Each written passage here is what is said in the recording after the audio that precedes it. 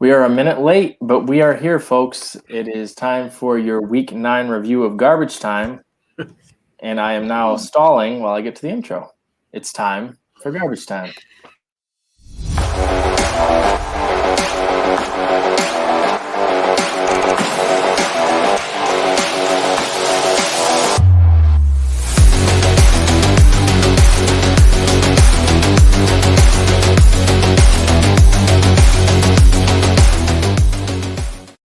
You see what happens when you're not ready for things. You stall and your brands aren't up and your music's not playing right.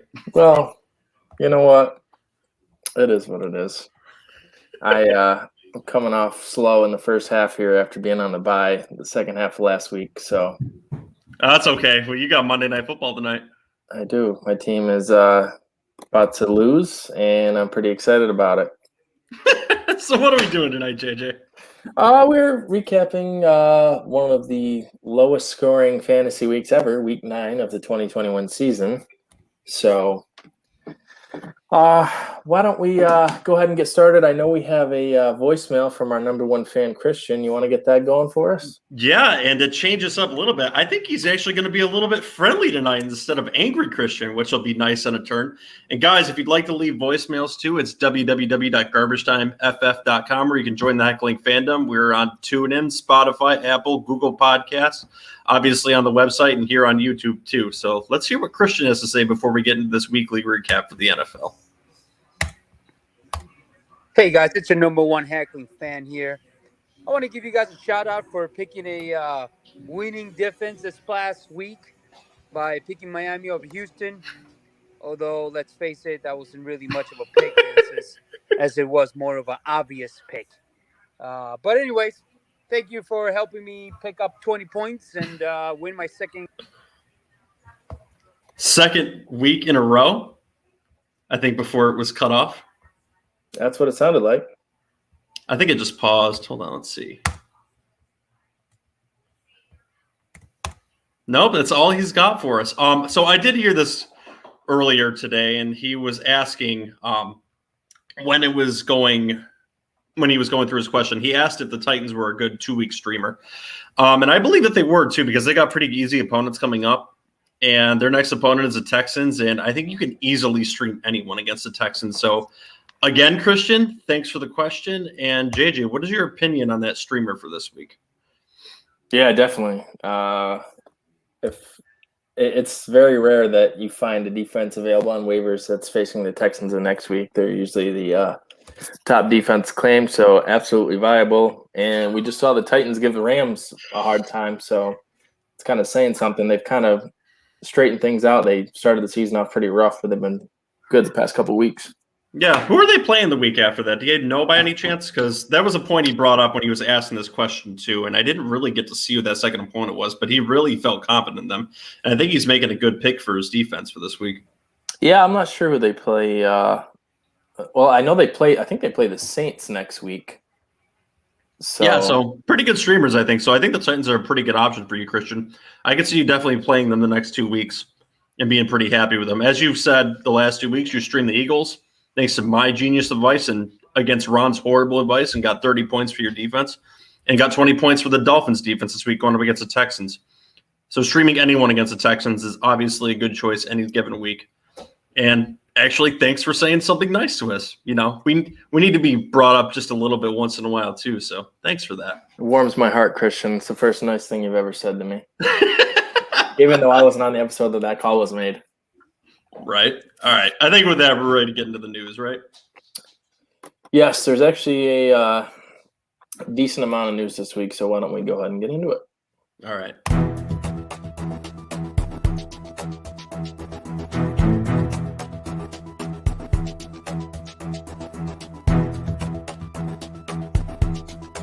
News updates. You want to alternate news stories, or do you want me to go down the list? Let's go back and forth. All right, so I'll go with Antonio Brown then. Was still seen in a walking boot Monday. Is that concerning for this weekend? Do you think he's even got a shot to play? I think he has a shot. Could be a little gamesmanship, but if he's legitimately still in the boot and not just milking it so he doesn't have to practice, it definitely could be a concern because It's unfortunate, too, because they have a good matchup versus the Washington football team, who have been pretty terrible against receivers fantasy-wise. Yeah, I agree with that too, but it is quite beneficial to the rest of the receivers in that core who have been getting on both ends right here. I believe Evans and Godwin have been seeing 25% of the targets on both ends there. So Brady's spreading the ball quite a bit around on both sides of the ball. And Brown being out is really helping those two wide receivers. I am prolifically a Brown owner across many leagues because I saw him as a good value this year. Mm-hmm. So I'm hoping he gets back this week, but I'm not too optimistic that he will. And unfortunately, they didn't put him on the IR, and this will be his third week being out. So I really got screwed being able to add someone to my roster doing that, as many fantasy owners did. So let's hope that we actually get some value out of him this weekend and he plays. Not too optimistic, though. Yeah, they botched it with Gronk, too. He missed, 4 games or something? Yeah. With his injury. And now he's obviously questionable again. But, yeah, just keep an eye on the injury report. I was hoping to get him back in a couple weeks, too, but it's looking shaky right now. Yeah, I'm a little bit scared about that. All right. What's your bit of news stories you got here? News that's relevant tonight. The Bears are kicking off in about an hour, but the Bears did actually activate David Montgomery, so he'll be making his long-awaited return. He hit that 4-week mark like projected, so I'm personally a little surprised that they activated him. I thought they'd give him the extra week after the bye week. But I think they're just in desperation mode right now because if Nagy doesn't make the playoffs, he's definitely losing his job. So yeah, he's going to be in the unemployment line. He is. There's absolutely no doubt about that. Just like Sam Darnold probably after the season. Just kidding. They gave him an extra year extension, so he's going to be on the roster no matter what. Yes, he is. All right, and with that little bit of news too, next we'll talk about Mike White. So he is optimistically going to play this weekend, and there was also a report out today that Zach Wilson is still a little bit behind on his recovery, which is, common play for coach speak of we'd rather go with the veteran against the Bills. We're going to give him time to recover. So I believe Mike White is going to be starting this weekend against the Bills. And I believe he's going to be a decent start too, with potentially quarterback streaming number 2 because the Jets are going to get behind. Oh, absolutely, because they're going to get behind very early in this game. He's going to need to throw the ball. Never again. Never again, my ass. Why is that?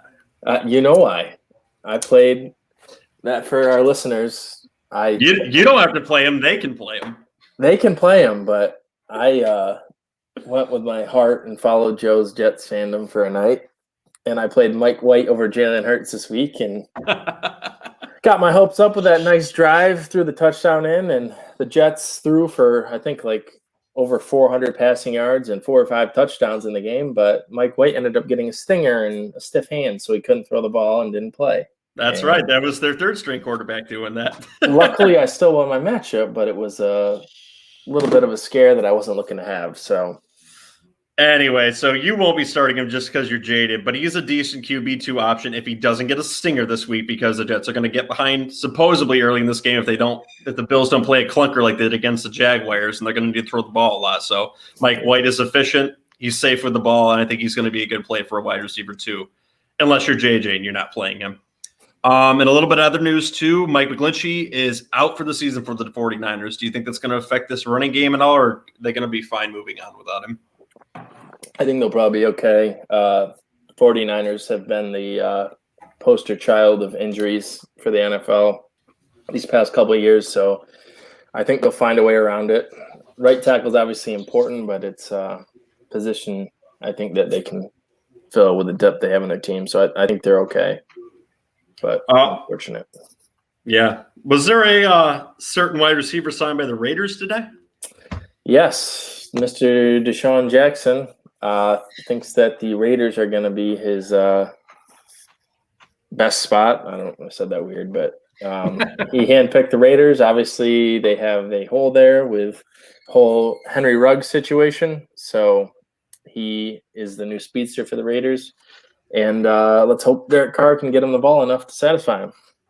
Do you think that's going to preclude them from potentially picking up Odell Beckham when he hits the waivers tomorrow? Yeah, I don't think Beckham's going to the Raiders. So there was also a report out today that the teams he seems to be interested in if he clears waivers are the 49ers, the Seahawks, and the Saints. Do you think any of those spots are going to be his landing spot, or do you think there's going to be a dark horse team out in the wings?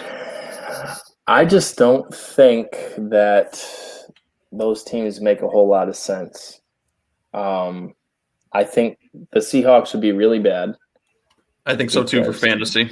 DK for fantasy and locker room wise, DK Metcalf already doesn't think he gets the ball enough. So you bring in another receiver that wants a massive share of targets. It's just not a good fit.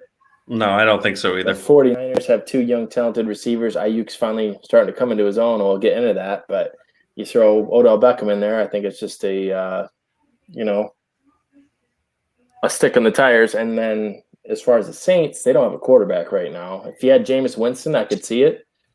But Taysom Hill and Trevor Siemian, are they going to get Beckham the targets that he wants? I think the location makes sense, but the personnel does not. So no, I could see him going there initially being happy and then pretty jaded when he's only getting 3 targets a game. And I think that's what would happen in that offense. I agree with you. I really don't think there's a good fit for him around the league.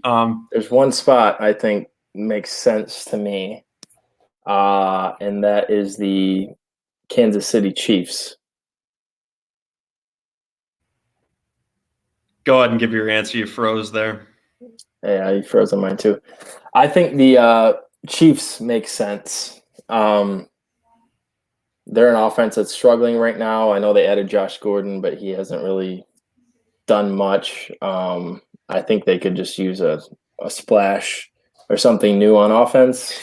Can't get any worse than it is right now. So I can't believe I'm saying this, but there really, I don't believe, is a very good fit for him. I could see maybe New England taking on a chance for him because the offense is so conservative. There's you think about the offenses that air it out.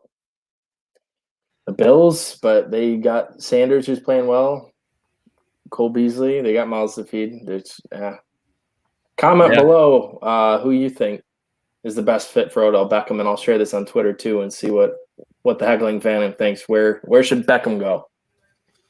Yeah, and interesting other news too. According to a reporter in the Denver area, I believe they were splashing out that Jerry Jeudy, even with a lower amount of yards, was getting 25%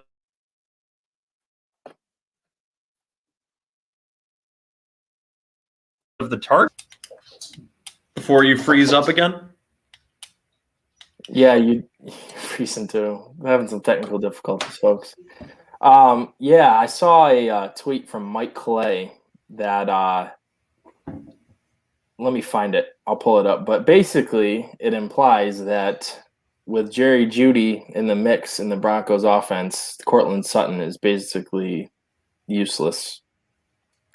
But interestingly enough, him being proverbially useless, him, Tim Patrick, and Courtland Sutton were all usable last game. Was that a symptom of them playing the Cowboys, who have a very shaky secondary?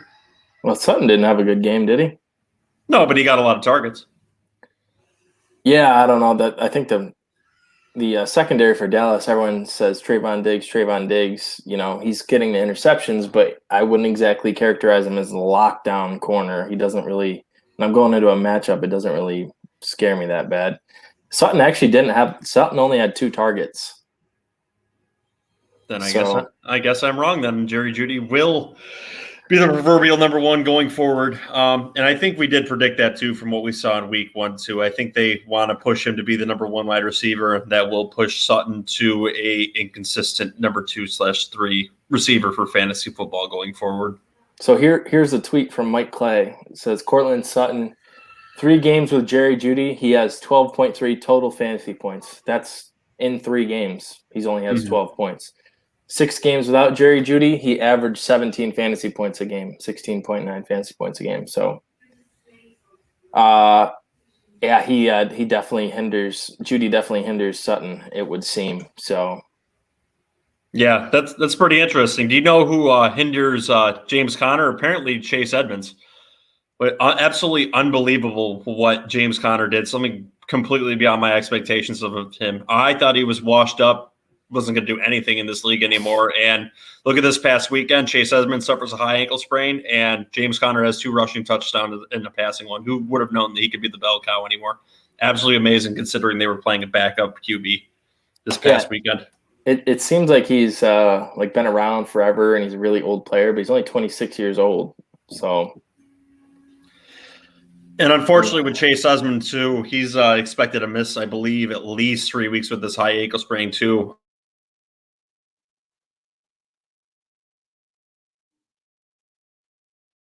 He's have James Conner going forward. It could be very helpful to your lineup. I think he pushes for a running back one the next 2 or 3 weeks, at least until his adversary comes back. But we'll see how he works with Kyler Murray in that offense too. It was with a different quarterback, but I think you can confidently start him in at least a high-end wide running back 2, running back 1 role. So we'll see. I agree. Tyson, go ahead. Last piece I had written down, Russell Wilson. Looks like he's on target to come back next week. And the earliest Aaron Rodgers is eligible to come back to the Packers if he has 2 negative tests, I believe, would be Saturday before the game. So could potentially see 2 of the NFC's Pro Bowl quarterbacks coming back simultaneously next week. So that'll be a fun matchup that hopefully the Packers lose. I kind of have a feeling he'll end up having to sit out again. Him being unvaccinated, he has to have negative tests a few days before it, and it was out a minimum of 10 days. I think he's in real danger of losing this other one too, and unfortunately the Packers will have to play Jordan Love again, who looked absolutely terrible against the Chiefs defense, who gives up opportunities to everyone lately. So if they have any hope to win that game, if Jordan Love starts, they're going to have to run the ball very efficiently, and with Russell Wilson back, he's going to be looking to get hot nice and early because they're on the cusp of missing the playoffs. And if he doesn't start off hot, they may miss it this year. So I think Russell Wilson's going to pick right off where he left off before and have an amazing second half of the season. I concur. And with my little last bit of news too, there was an interesting report out from Nick Sirianni, the head coach of the Eagles, saying that he believes that they have to get Jordan Howard more involved in the offense going forward, even when Miles Sanders comes back. And that's pretty interesting because Jordan Howard got 17 carries this week, and who the hell would have seen that after last week? He got working with the offense. He got 2 touchdowns, but it was with limited carries. We thought Boston Scott was going to be the focal point until Miles Sanders came back, and here we have Jordan Howard getting his 3rd touchdown for this week. Do you think he's a good pickup on waivers this week and going forward? I mean, he's got to be added, especially – the way running back is right now, he's worth the roster spot. He's looking like the 2016, 2017, 1,300 yards for the Bears, Jordan Howard, right now. So he was really out of shape last year, and it looks like he put in the work in the offseason, and he's looked pretty decent as the Eagles have pretty much taken the ball out of Jalen Hurts' hands and have committed to the run game. So, yeah, I think he's worth the roster spot. I believe so too. I think he's going to be a very high waiver priority until Miles Sanders comes back. I think he's a running back too at this point with how much work he got, and he's getting work in the passing game, which is so weird because they had a running back they drafted for that role. They're not using him in that role, and Boston Scott looked out of the offense, I think, up to that point. Jordan Howard got the bench to work, but we thought that last week with Boston Scott and before that week before with Kenneth Gainwell, so who the hell knows what they do going forward. But the pattern right here says Jordan Howard for the next few weeks. So that's really all you can follow. Yep. And I think with that, we are ready to get into the game recap of the week, right? And this is how we all felt after this low scoring week.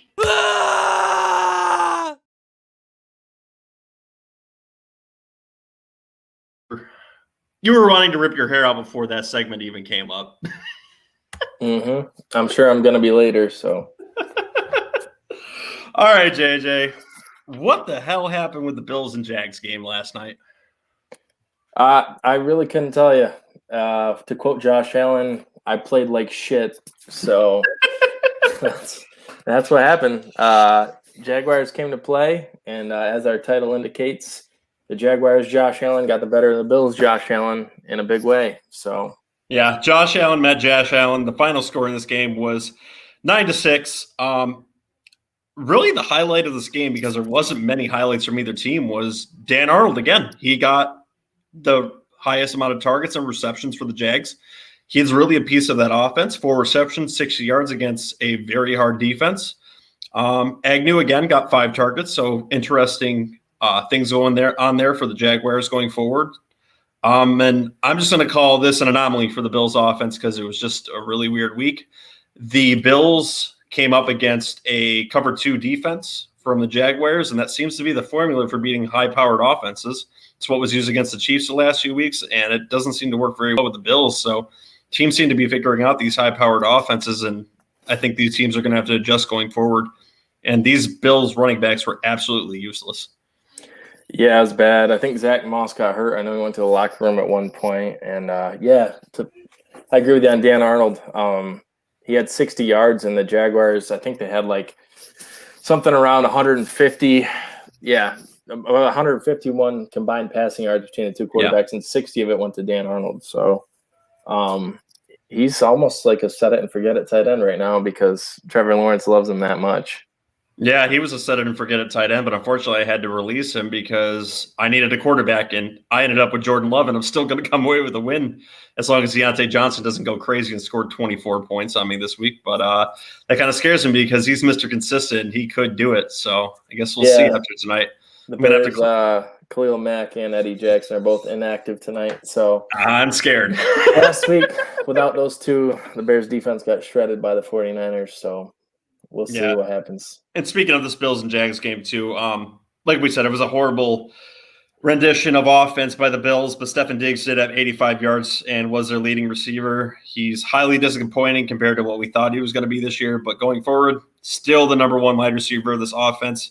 Emmanuel Sanders in crap work got 65 yards too. I think you can safely start them this week against the Jets.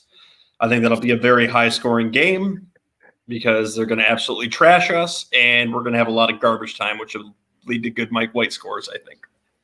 All right, you and Mike White. I believe in the kid. I think he's good. All right, so Denver Broncos and Dallas. You were talking about this a little bit earlier, specifically the wide receiver splits. Yep.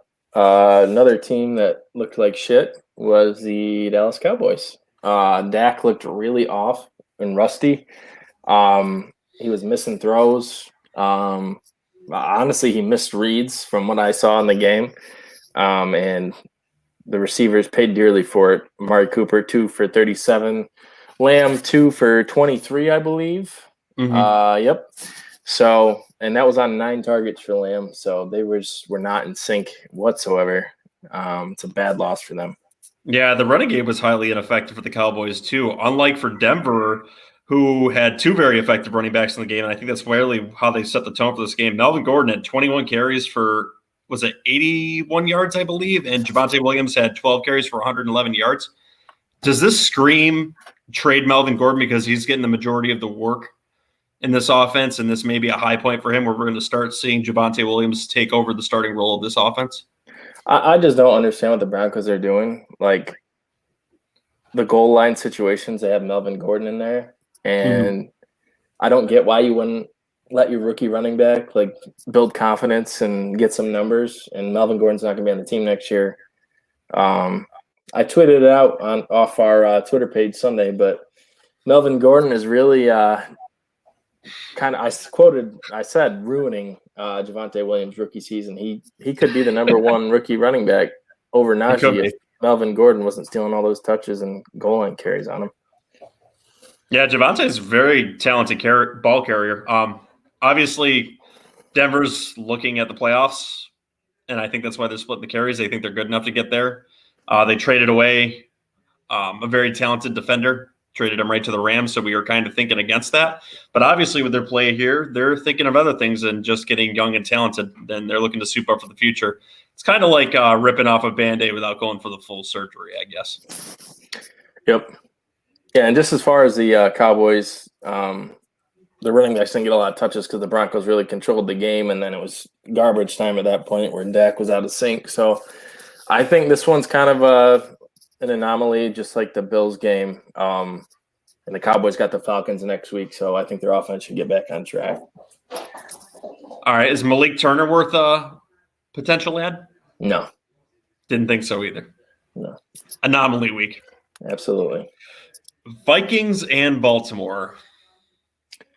Yep, it was. I believe it was slated as the highest over/under on the week, and it, I believe, was the highest score total on the week. 34-31 Ravens.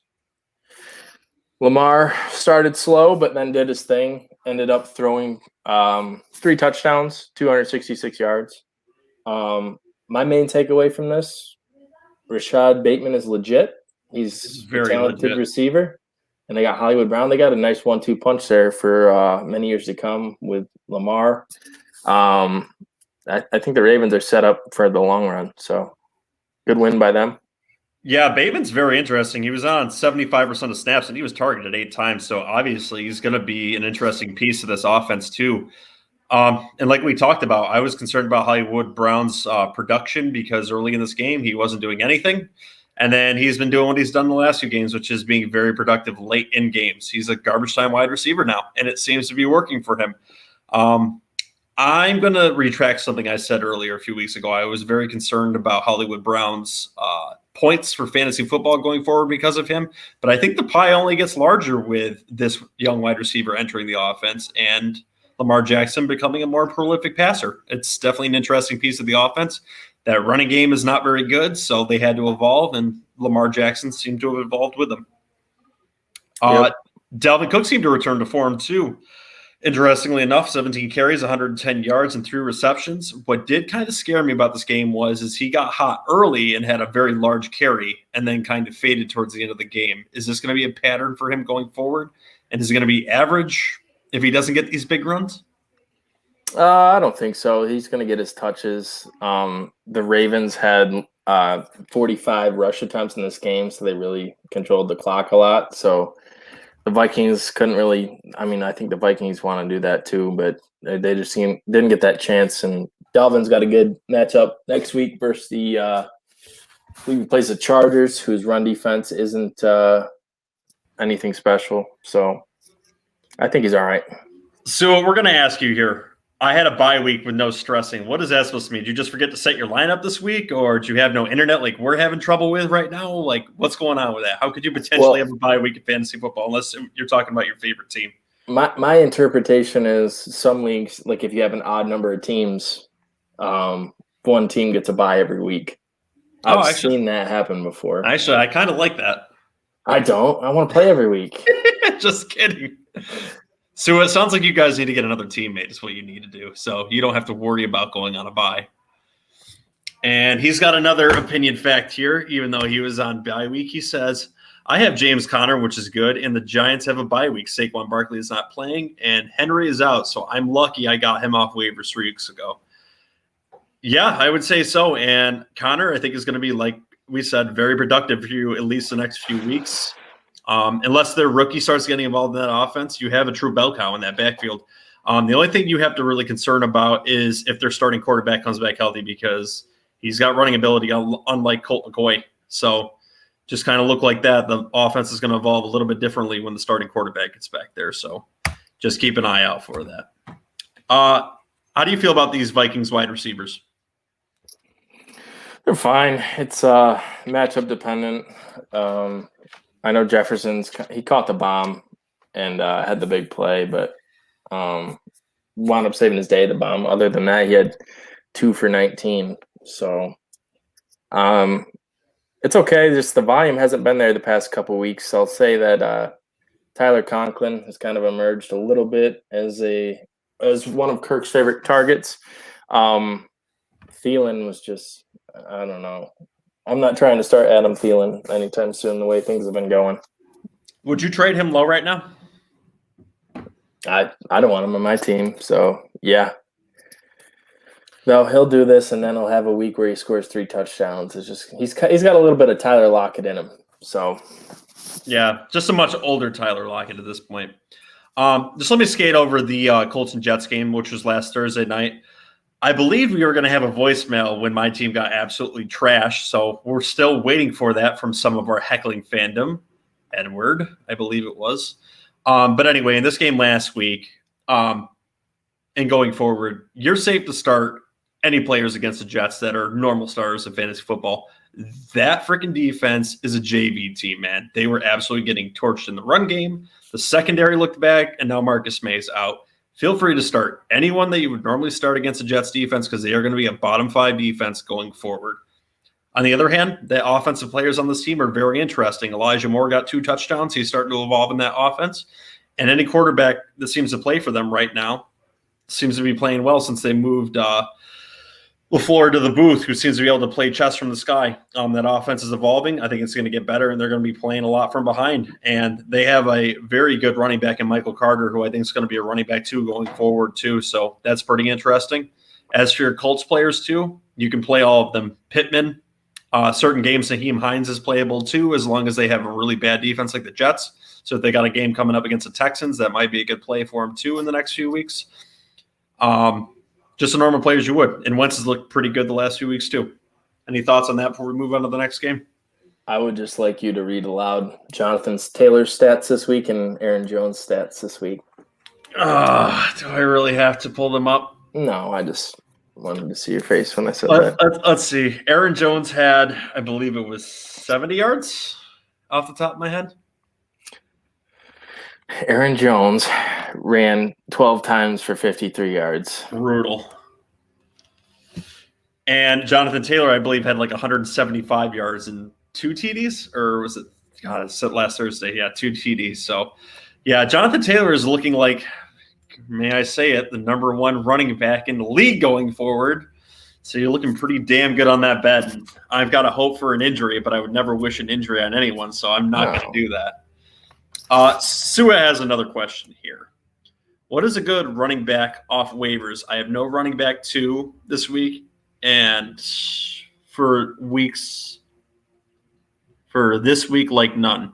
Jordan Howard's a good potential pickup on waiver wires this week. He got 17 carries and got some passing work for the Eagles, and he was a very good running back. You have any other thoughts on any other running backs right now, JJ? I saw Deontay Foreman from the Titans get involved. That's an interesting name. I know they added Peterson, and it was kind of a committee, but Foreman didn't look bad, and he's kind of more similar to Derrick Henry. He's like a poor man's Derrick Henry. I think he's like 6'2", 230, 240. He's a bigger back, so yeah. I believe he's a decent option too, and if you really want to bark up the Patriots tree again, I guess you could try Stevenson, who got the majority of the work there this week, but I think they were just getting all of their running backs involved because they were the only players that were actually viable in that game. So that was just their plan going forward. So God knows what's going on with them. And Sua has another comment here. Them Eagles still lost. Yes, but they still would have helped you in fantasy. So who cares? Go with the player. All right, so let's move on to the next game here. So let's do the Raiders and Giants since Ron's not here. All I've got to say was I was correct about Hunter Renfrow, and boy, did he look good in that offense.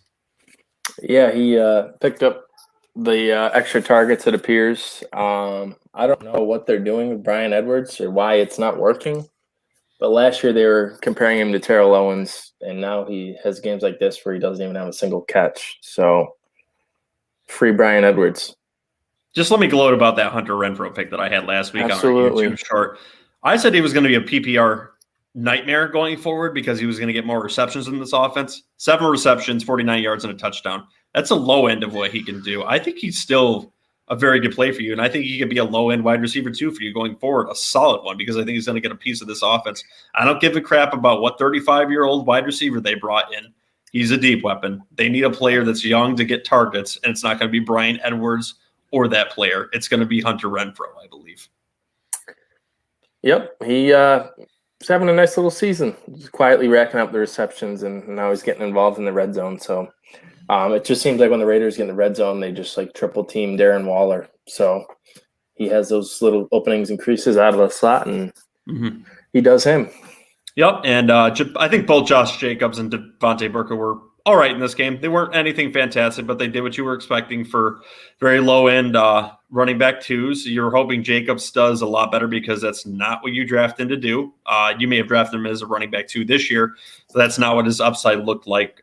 So, mildly okay with those two going forward until Saquon comes back, which could be a week or two. And I believe Evan Ingram actually caught a touchdown in this game. So look at the tight end can do something. 30-yarder, and that was pretty much the extent of the Giants passing game. Yeah, that wide receiving core is so banged up. Yeah, well, I'll tell you what, I'm very frustrated with Kadarius Toney. Maybe not him, or maybe just the offense, but I think he's a really talented player, and they're just not getting him the ball. So what are your thoughts on Kadarius Toney going forward? Can you trust him at all, or what do you think? I wouldn't trust any of the wide receivers in this Giants offense going forward. It's really not on the quarterback at this point. I believe it's just the health of that wide receiving core and the play calling with Joe Judge there. I think they want to spread that ball around, but unfortunately, these guys just can't stay healthy. It's just a lot of bad luck. I think if they were healthy, they would be in a lot more space. I think they need the caveat of Saquon Barkley back in this offense to have someone to run the offense through. And this wide receiving core could potentially be a lot more efficient because if Saquon Barkley was playing, they would have to keep this wide receiving core open and have more options because they would have to account for the running game more. Say that, but the receiving core, they missed Sterling Shepard, but Slayton, Galladay, and Toney were all active, and Ingram. And nobody did anything except the one catch by Ingram. So, yeah, Giants are going to giant, I guess. They're so all over the place. No consistency. And yes, Sue, we'll give you your point here. Waller playing in any game hampers the production of any wide receiver playing. He's a very talented tight end, so very good point. All right, so let's move on to our next game. I don't think there's a lot more to cover with that Raiders and Giants game. So Atlanta and New Orleans, what happened? I have to say this, Joe, and I'm sorry, but go ahead. On the preview episode for the week, I know you and Ron got into a little bit of a debate about Taja Sharp and Russell Gage, and it appears Ron won this round. He did win that round, but Russell Gage wasn't the top wide receiver in this offense either. No. It was Zacchaeus who had 2 touchdowns. Yeah. Zacchaeus. But yes, Ron was right. He was more productive than Taja Sharp, who I believe had 12 yards. Not looking good on my part. Kyle Pitts looked very productive in this game. 20.7 yards of reception on 3 receptions. Boy, that young kid is talented. They still don't get him the ball enough. He had one 39-yard catch early, and then after that he had, 2 for 23. So yeah, no, all that passing production is going to Cordell Patterson, who had 6 receptions for 126 yards. Is he a running back this week? Wide receiver 1 week? Doesn't matter. He's productive. He's the focal point of this offense, and they plan on getting him the ball. I don't know why 3 or 4 other teams over a 7 or 8 year period couldn't think of this before, but he seems just a man among boys at this point. Yeah, what team let him walk in the offseason? What a stupid organization. All-pro kick returner that signed for basically the minimum. So dumb. Yeah, so dumb. All right, Trevor Siemian going to start for the Saints going forward. 249 yards, 2 TDs. Maybe. He almost completed that comeback. He started off really slow, and then they brought Taysom Hill in for a drive, and then I guess it lit the fire under his ass, and he got the Saints back into the game after that. I think he'll probably get the nod next week. I think we said they play the Titans, so it's a tougher matchup, but we'll see. Yeah, and going forward, too. Yeah, I believe you're right. And going forward, Alvin Kamara is obviously the centerpiece of this offense too. 13 carries, 54 yards, was it, off the top of my head? 50 rushing yards flat. He had 54 receiving yards. Yep, so he's obviously the focal point of this offense. I believe he had a touchdown to go along with it, receiving too. So the offense runs through Alvin Kamara. Unless that certain tight end that JJ loves, Taysom Hill, comes back in, then you might have a little bit of a concern. But yeah, confidently start Alvin Kamara as your running back 1. I saw that asshole down by the goal line trying to run it in. It's what he does. Goddamn vulture. Any other thoughts on this game? Nope. Pretty much don't start any Saints receivers. And I think Kamara is the only one you can start from the Saints offense. And as far as the Falcons, it's just Pitts and Patterson right now. I think Mike Davis may be droppable. But I 100% agree. I think he's droppable. He's really done nothing the last few weeks. And Cordell Patterson is the weapon there. Mike Davis is cuttable on your fantasy football rosters. Fill it with another potential spot. Packers and Chiefs. Did we learn all we needed to learn about Jordan Love and what he's going to do in the division for the next few years? Because, No, my God, he's no, young. He's young, but it just looks like they don't trust him yet. oh, they don't, and that's just the Packers' offense too. It's incredibly conservative time of possession stuff. So their scheme.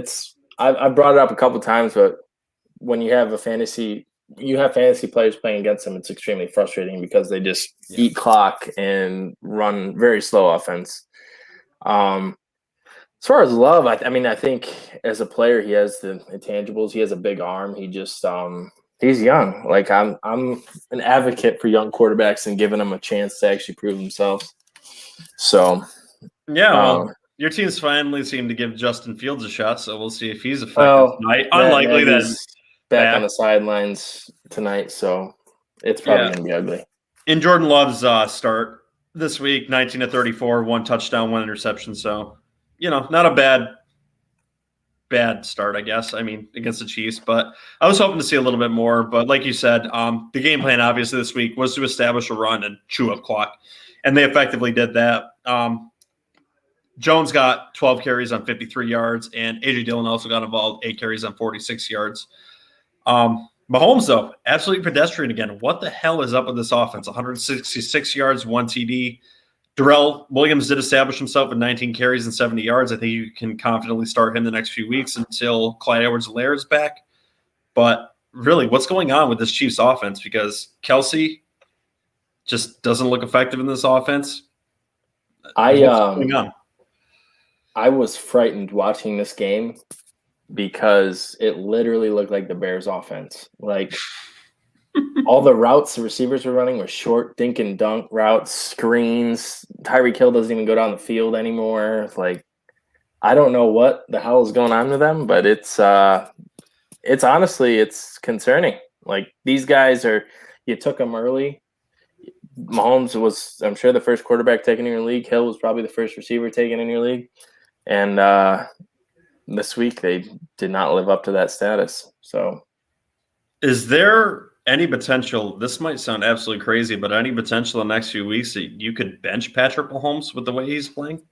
I mean, I don't see how you do just on the namesake. It depends. It depends who you have. Like if you're in a keeper league and I don't know, like Stafford has a good matchup. I'm playing. I know Stafford had a kind of rough Sunday night, but in general, he's played much better than Mahomes this season. So never thought I would say that. I think Stafford's like, maybe not after last night, but I thought he was the number 1 fantasy quarterback in the year so far. Yeah, he's not anymore after last night. So with that, let's talk about the Titans and Rams, unless you have any other thoughts on that game. No, that's no reason to spend extra time on that. All right, so we'll talk about that. So Tannehill sucked. Brown sucked. Julio Jones sucked. The running game was all right. That's how they won this game. They looked to get the ball established and push the trenches, and that helped them win this game. What are your thoughts on this game? Yeah, just was this the symptom of them playing a very difficult Rams defense? A little bit, I guess. Yeah, I don't know how they're going to look going forward without Henry. A lot of running backs got involved, but none of them really had a ton of success. It's kind of weird that they put up 28 points. Like their leading running back with yardage was Deontay Foreman, 5 carries for 29 yards, and Tannehill only threw for 143 yards and had a pick. Like, yeah, nobody really looked great. It was just kind of a weird game with turnovers. So, interestingly enough, though, Peterson had the most amount of carries with 10 right off the bat. And McNichols wasn't far behind with 7, so I think those are the 1-2 punch going forward, even with Foreman in the game. Yep. I don't know. I don't have as much confidence in the Titans pass catchers now without Henry. He really sets up that play action and gets the box loaded to free them up in the deeper part of the secondary. So something to keep an eye on going forward. The Titans got the Saints next week, who had a really off week this week, with Matt Ryan kind of lighting them up with a bunch of almost practice squad receivers. So we'll see, but it didn't look good. No, it didn't. On the adverse side, too, Stafford did not look very effective in this game. Turned the ball over twice, but his receivers were still effective. Even with a bad game script from Stafford, Cooper Kupp, 11 catches, 95 yards. Robert Woods topped that with 98 yards. So 2 top What 15 did I tell you last night? You were all panicked about the first half. And it turned out fine. You're right. Yeah, but let's not celebrate too quickly yet. Deontay Johnson's still got to go, and I'm only up by 20. So Deontay Johnson could easily put up 20. I'm not throwing up the celebration balloons yet, but You got to we'll cheer for the see. Bears tonight. I'm a Bears fan tonight, like you Have were a fun Jets fan doing last that. Thursday. Yeah. I'm just Get the experiences in there the same. They're just miserable. I'm hoping for a big Pat Fryer mute night. That's what I'm hoping for. I'm playing in the league. Yeah, that's got to be hard for you. And Henderson did go out with an injury this game, which was kind of curious too, because Sony Michel got the carries this week. I believe Henderson is still going to play, but if he doesn't, Sony Michel is the clear number one because no other running backs got involved when he went down. So keep an eye on that and potentially stash Sony Michel if there's some negative reports this week on him. Just something to consider. Yeah, he came back in after getting banged up with the ankle. I'm sure he'll be like limited all week and questionable all week, but I would put my money that he plays next week, especially with them taking the L this week. They need to get back on track next week. All right. Cardinals and 49ers, not the game script we expected. James Conner, like we talked about already, number one running back on the week.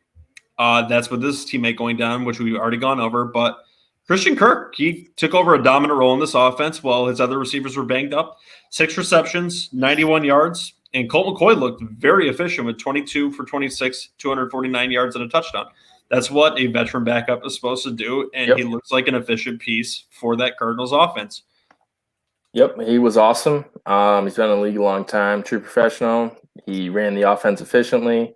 Him and Kirk had chemistry. I watched the Cardinals were on a lot of primetime preseason games, and him and Kirk had pretty good chemistry in the preseason. I just remember that. Yeah. So I streamed Kirk in a couple fantasy leagues this week, so that's good to see. Kirk is a talented receiver. He just kind of gets overshadowed by DeAndre Hopkins, but he's going to make himself some money this offseason in free agency. I believe you're 100% right there. Speaking of someone that is starting to at least earn their money a little bit too, Brandon Aiyuk finally woke up. 6 receptions, 89 yards and a touchdown. Is the man back? He looked good, man. I played him in our DFS contest because I scouted him out playing against the Bears, and he looked really good. He's a talented kid. Yeah, it's good to see him getting involved again. He's too talented for any of Shanahan's shenanigans. Say that 10 times fast. Yeah, well, the shenanigans seem to be gone because you know who else is back and doesn't deserve to be on IR? George Kittle, over 100 yards and a touchdown. It is damn good to see him back because back with vengeance. He is way, way too talented to be hurt all the time. So let's stay healthy, George Kittle, and do some damage on the league because many fantasy rosters need you right now. Yeah, stay healthy, and if you watch the game, he fumbled trying to hurdle a guy. He's never going to change. He's just always going to be that crazy yak guy, but bless him. That's why we love him.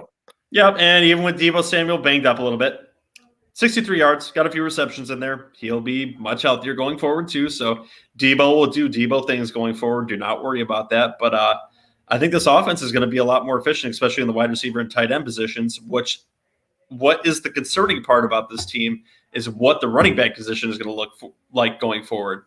Mitchell got the start. Pacey got hurt. And they just got Jeffrey Wilson off IR. What is this position going to look like? Even Trey Sermon's back there, who I believe was he even active in this game? I don't know. He didn't get a touch, but I think it's Elijah Mitchell's job to lose right now. He's looked good. He got involved in the passing game too. He had 5 catches for 43 yards in this one. He just looks good. Watch him run versus the Bears. He's talented. I think they really wasted a draft pick on Trey Sermon, if you're asking me. He just looks like the more natural runner, better vision, better all around, I would say. So I think you're safe starting Mitchell going forward unless Jeff Wilson comes out next week and steals a lot. But I'm not that worried about that as of now. Yeah, no, I Agree with that. I don't even think Wilson is worth an add. I added him to my roster just kind of as a flyer, and then I ended up dropping him because I needed the space, and I'm very happy to see they didn't really get him involved. I don't see me adding him this week again either. End of the bench flyer potentially, but there's a lot of mouths in that backfield, and even with Hasty out, I don't think he's going to get involved. He might be someone that you could potentially look at next week if he does get involved, but I think there's other players that you could pick up that have more potential as of right now. And with that, let's get into a very fun game of the week, the Chargers and Eagles. Herbert looked very good, 32 of 38, 356 yards, 2 TDs, but an Eagles defense will do that for you. Yeah, Justin kind of got back on track this week. Mike Williams, again, another down week, and Keenan Allen kind of took over. What the hell is going on with Mike Williams?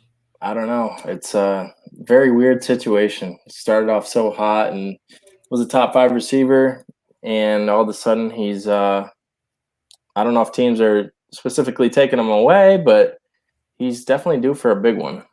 Yeah, it kind of feels like that. Is he someone that you target low while he's been bad for the last few weeks, potentially in the trade market? I would say yes. I saw that in our Dynasty League, he was just recently put up on the trade block, and I am mulling options as far as I already did, and I've already set mine. We'll see how that works. Oh. I haven't heard anything, so I'm guessing there's a few other people that are mulling options too, and they may end up going to the highest bidder. So we will see. I'm guessing that they're going to pit us against each other. We'll get, hey, this person's offering me this. What else you got for me? Well, you never know. Another piece of news that just flew in. Pete Carroll just said that Chris Carson will be on the field Wednesday. What? So it sounds like he's coming back this week. That came out of nowhere because I was hearing the potential of him missing the season. Yeah, where the hell did that come from?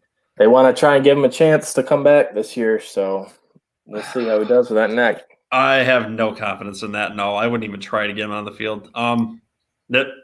They'll try. I don't see that being effective. But, who knows? Maybe Pete Carroll will pull a miracle out of his ass. Mm-hmm. Keenan Allen, great game. 12 receptions, 104 yards. Eckler, focal point of this offense, too. Both are good look going forward, especially with the descent of Mike Williams. Keenan Allen was the number 1 wide receiver last year, seemed to have lost his role earlier in the season, but he's recouping it. What's your thoughts on Keenan Allen going forward? Yeah, he's Keenan Allen. He's as reliable as they come.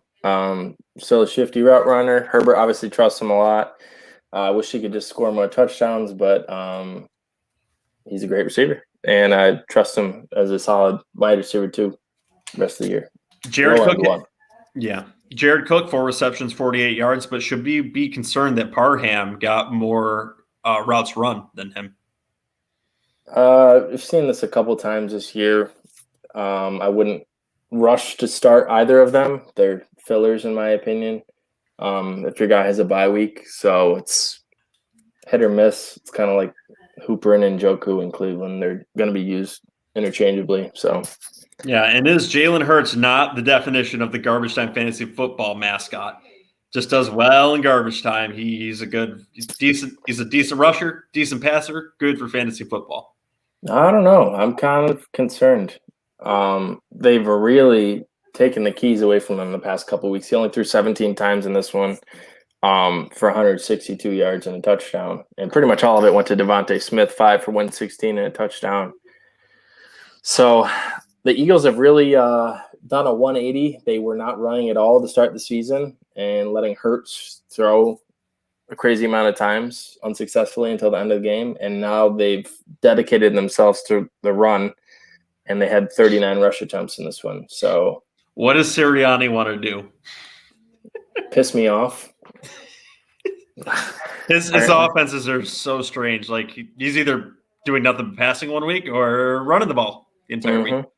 And it's like I don't even want to say a stagnant offense because that's not the definition. It's not stagnant. It's choppy. It looks like the Bears. So we'll be nice and say choppy. It looks like a Bears stat line to me. Yeah. So going forward, do you feel Devontae Smith's going to be very effective or is he just going to have his certain weeks where he's okay, or is it just too hard to predict this offense? Yeah, it's hit. Last week, I think he had like 23 yards, and this week he had 116. So he's definitely Jalen Hurts' favorite target, but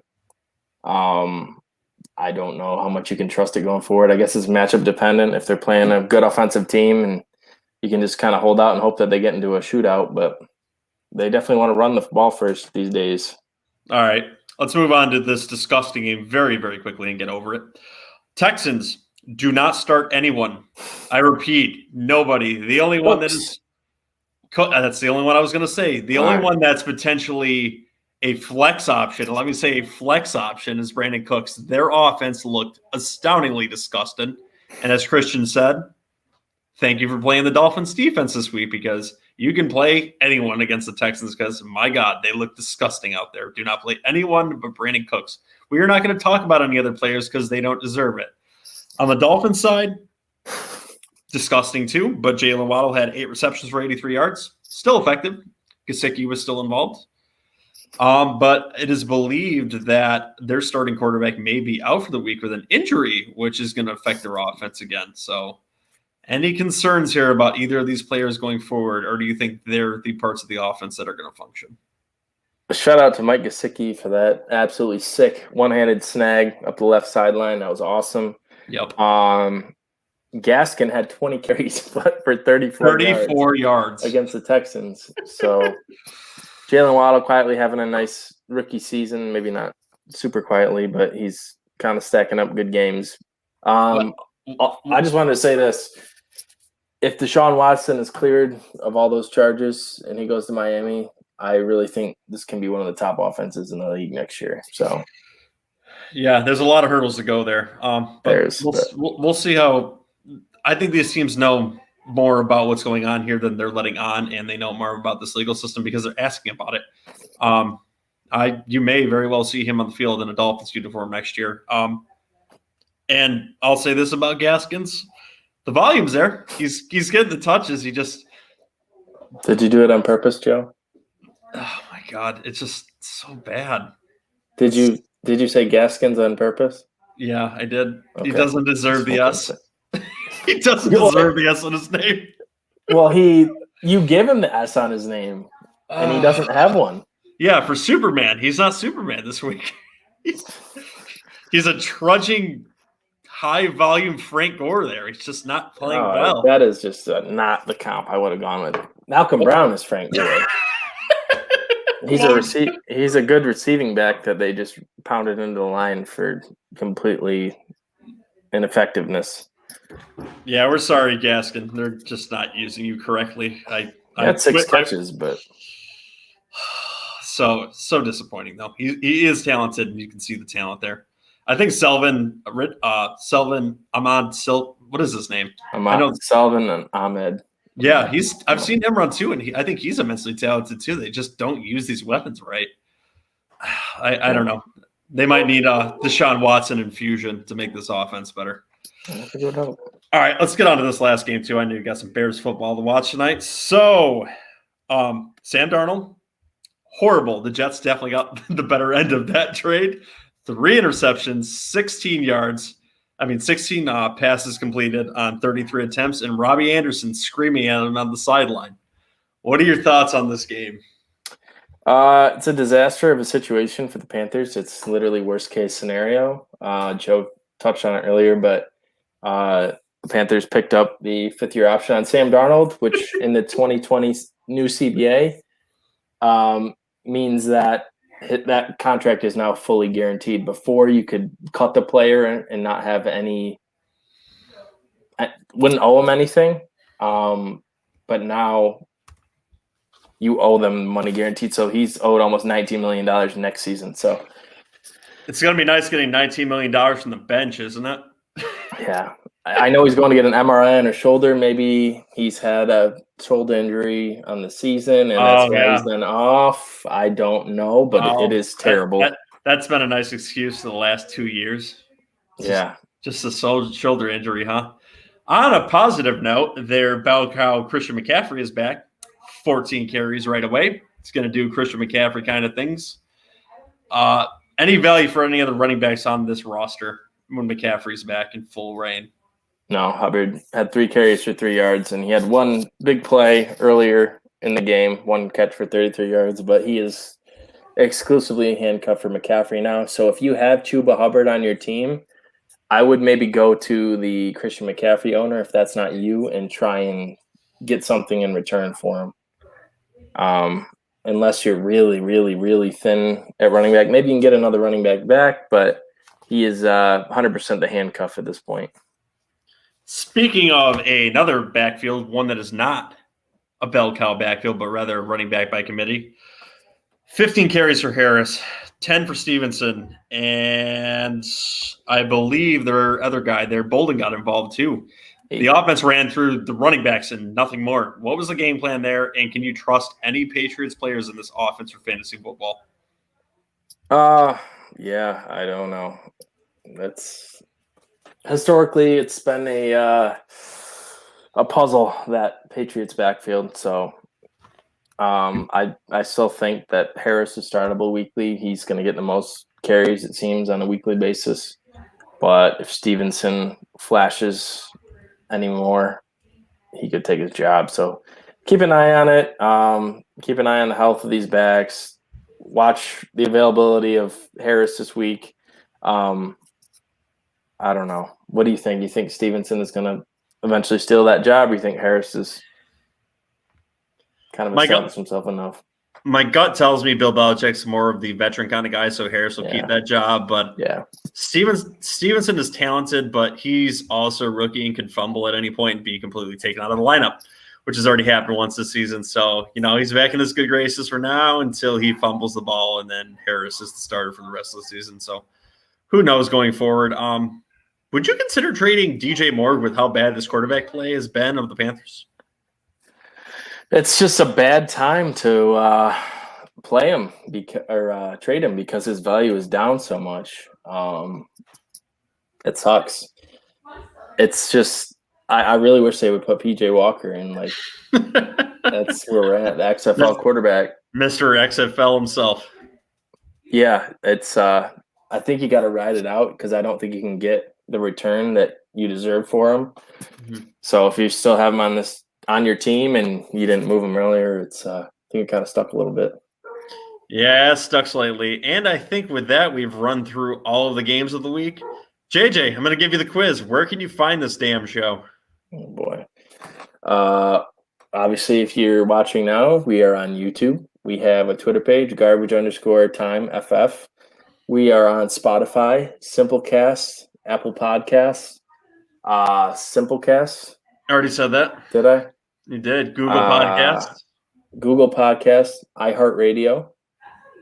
And I don't know what else I missed, but only tune in. You did pretty good. Tune in? Yeah, that's not bad. Yeah, guys. And also we have another show too. Garbage Time presents the MMA podcast, which is also now on YouTube. You can see Ryan and Casey's goofy faces as they do recaps of what they think is going to happen for the week. And that should be coming up again weekly. It was a great card for this week, and we had some good matchups, and they did all right this week. They've had better weeks, but they're going to give it another shot this week. So give that show a call. You can also listen to them anywhere podcasts are available. Also at www.garbagetimeff.com, where you can leave us voicemails and we'll play them live on the show and try not to cut you off halfway through it like we did Christian today. And I think with that, JJ, are we ready to get out of here? And hopefully your Bears can pull out some Matt Nagy magic. Those two words shouldn't be associated with each other, but no, we'll see what happens. No, pink slip and Matt Nagy should be. Yes. Good night, guys.